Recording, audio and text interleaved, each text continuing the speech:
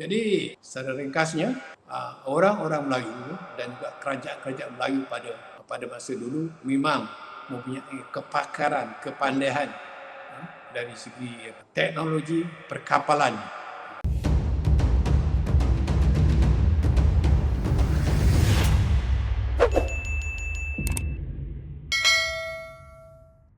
Kalau kita lihat pada zaman dahulu, khususnya pada zaman keagungan kerajaan Melayu, ya, iaitu sebelum kedatangan penjajah British bagi Malaysia dan juga kedatangan penjajah Belanda bagi Indonesia, bahawa kerajaan-kerajaan Melayu khususnya di negeri Melaka dan juga di negeri-negeri lain adalah mempunyai kapal-kapal yang besar untuk berdagang, untuk membawa utusan-utusan dan juga untuk berperang.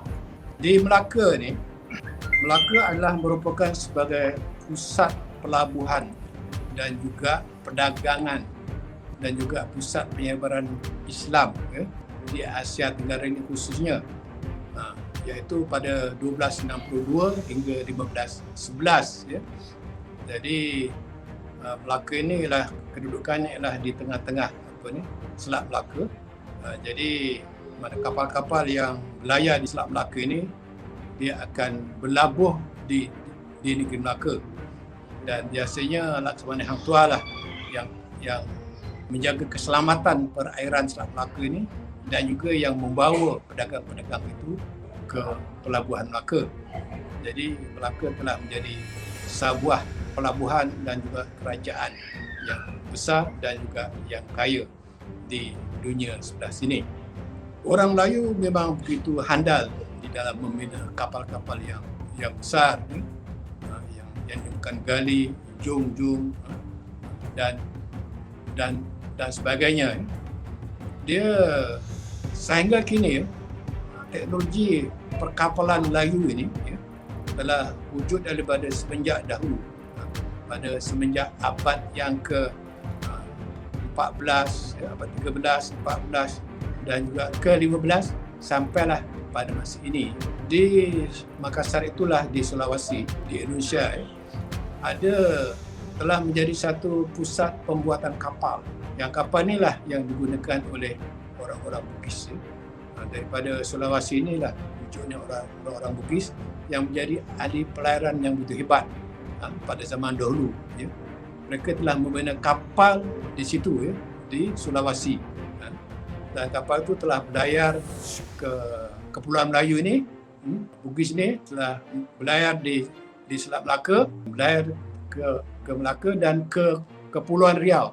Kita mungkin terdengar seorang pahlawan Bugis, iaitu Raja Ali Haji, yang telah pun berlayar sampailah ke Riau dan juga yang telah membuka beberapa kerajaan di Riau. Mereka itu telah menggunakan kapal yang besar.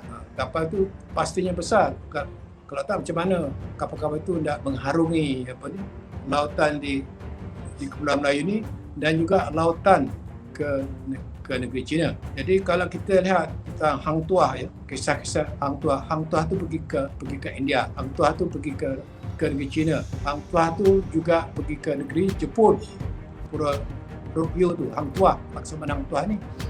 Dan Hang Tuah tu telah menggunakan kapal-kapal yang besar.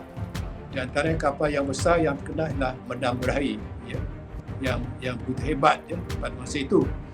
Dan kapal-kapal itu telah membawa barang-barang dagangan, membawa tentera-tentera ataupun askar-askar untuk menghadapi serangan lanun dan lain lagi. Jadi mereka kenalah menggunakan kapal yang begitu besar daripada kapal-kapal barat.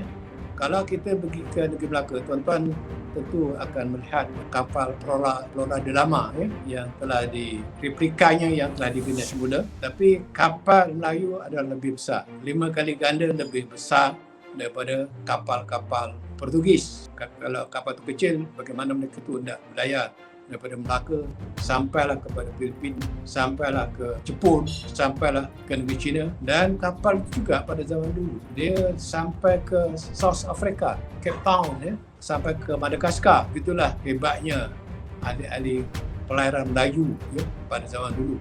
Sama ada Melayu itu Melayu Malaysia ataupun Melayu Indonesia, itu samalah. Jadi secara ringkasnya, orang-orang Melayu dan juga kerajaan-kerajaan Melayu pada masa dulu memang mempunyai kepakaran, kepandaian dari segi teknologi perkapalan